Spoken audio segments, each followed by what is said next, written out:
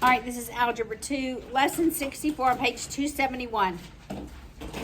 The first part of this lesson is complex fractions. Guys, we've dealt with complex fractions. There's no equal sign in the original expression, so all that we can do is go to a common denominator. All right, but the problem is this is complex. So let me tell you what I mean by the word complex. We've actually done some of this, right? We've done some of this. Complex meaning there's a fraction either in the numerator or the denominator, all right? So no equal sign, we're going to a common denominator. So the first thing we do is we want to go to a common denominator where there is a fraction, either the numerator or the denominator. That's where we begin. All right, so I'm going to multiply S by B over B because that's effectively 1. I'm not changing the value of this expression. So I end up with A over 1 plus 1 over B plus SB over B. And then I can write that as a common denominator in the denominator. 1 plus SB over B.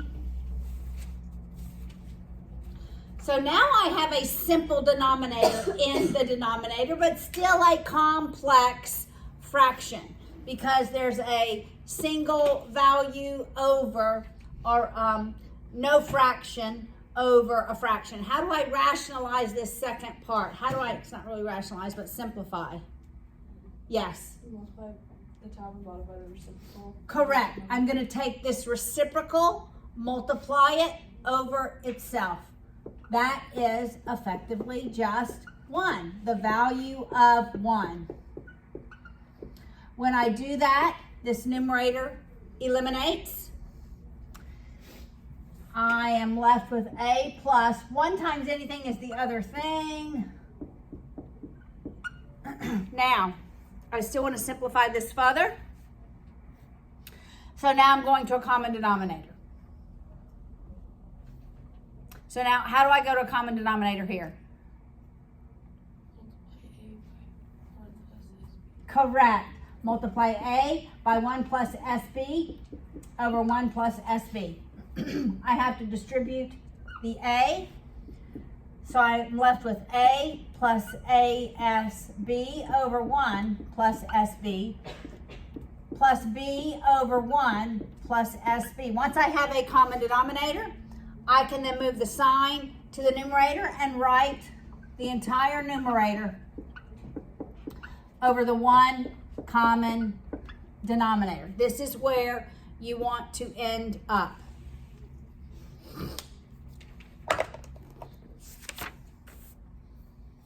Does that make sense? All right, let's work one more.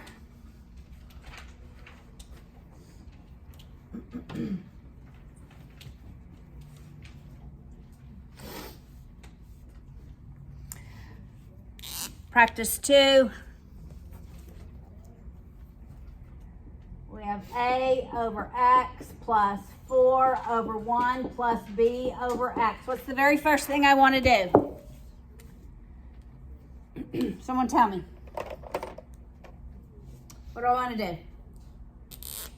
If I want to simplify this is a complex fraction. I want it simplified into one fraction. Tres. You eliminate the fraction in the denominator.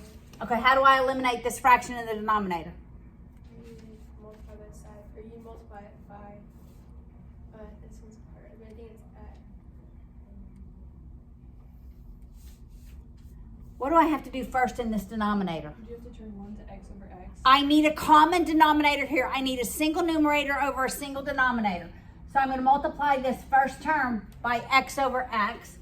So I end up with A over X plus 4X over X plus B over X. Now I can make this denominator one numerator over a common denominator.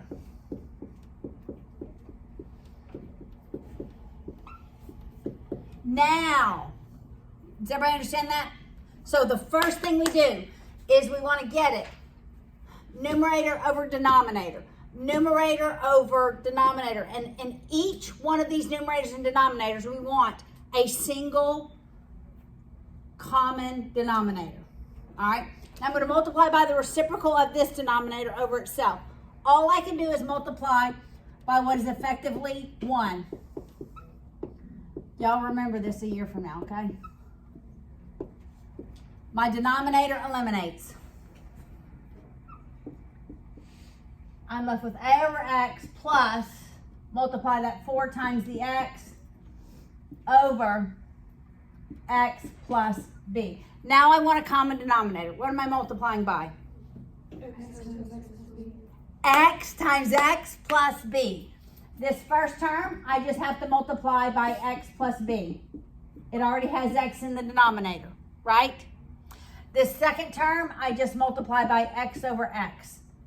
Distributing that a to both of the terms, it's ax plus ab over x times x plus b plus 4x squared over x times x plus b. You do not have to distribute that denominator. Sometimes you don't even have to distribute the numerator. I can move the sign to the numerator and write it over its one common denominator.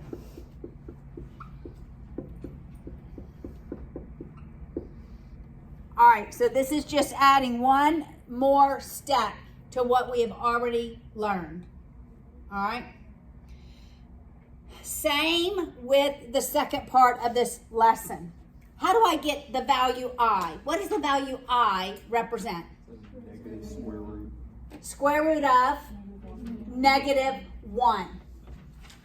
All right. So I represents the square root of negative 1. If I asked you what's the square root of 3 times the square root of 3, what would you say that is? 3. It's 3. Okay, now what if I said negative 3, negative 3? 3. Square root of 6i squared. Okay, let's rewrite this. This would be the square root of 3i, you agree? Times square root of 3i. What's square root of 3 times the square root of 3? 3. What's I times I? I squared. What's I squared? 1. Negative 1. It's negative 1, So negative 3. so negative 3. So this is just negative 3. Any value times itself is what's under the radical. Okay, where it gets complicated is, what if they're not the same? What if it's the square root of negative 2 times the square root of negative 3? Then you have to see this as the square root of 2i times the square root of 3i. What's the square root of 2 times the square root of 3? 6. Square root of 6. What's I squared? I times I. I squared. And what's I squared? 1. So it's negative square root of 6. Got it? Because it's really, okay, let's go through all of this. It's really I squared, but I squared is negative 1. So it's negative square root of 6. Got it? So when you have a double negative, the negative just comes out of the radical and everything else stays under. Because it's I squared. Really, I could rewrite this square root of negative 1 times the square root of 2, square root of negative 1 times the square root of 3, right? Could I not rewrite this as this? Anything times itself is the negative and leave the square root of 6 under. All right, look at 64.4. Now we're just going to deal with i's, and we're going to have radicals in our problems.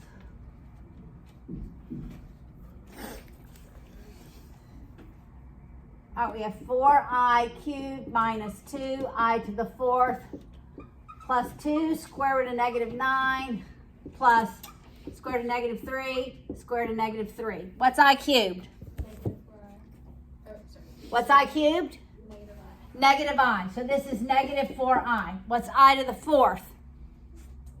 1. Positive 1. So it's just minus 2. What's the square root of negative 9? 3i. This is 3i. 3i times 2 is? 6i. So this is plus 6i. What's this last term? 3i squared. Just 3i. Well, yeah. No, it's negative. Negative. Wait. Negative. Yeah. That. All right, so that's negative 5 plus 2i. This is the proper form. Look, we can also multiply in example 5. 4 plus 2i times 3 minus 2i. These are binomials. I FOIL them, right? 4 times 3? 12. 4 times negative 2i?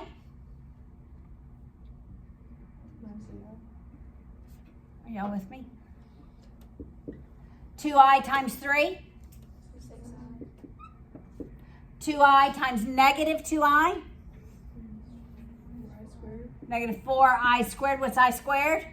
Negative 1. It's negative 1. So it's plus 4, right? All right, 4 plus 12?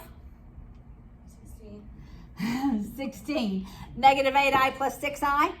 Negative 2i. Okay, aren't these just a little bit of fun? And look at the last example. 5i minus 2 times 4 plus 3i. We just FOIL it. 5i times 4? 20i. 5i times 3i? I squared is? Negative 1. All right, negative 2 times positive 4? Negative 8. Negative 2 times 3i? Negative 6i. All right, that's negative 15 and negative 8. Negative 23. Negative 23. 20i minus 6i 14i. Negative 14. Positive. plus 14i. Okay, now I'm going to make up one.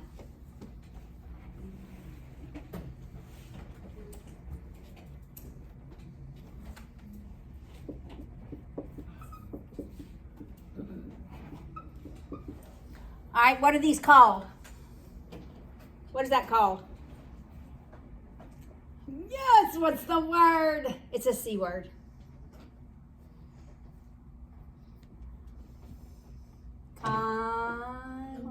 Conjugates. Conjugates. Okay, when we have conjugates, how do we multiply conjugates?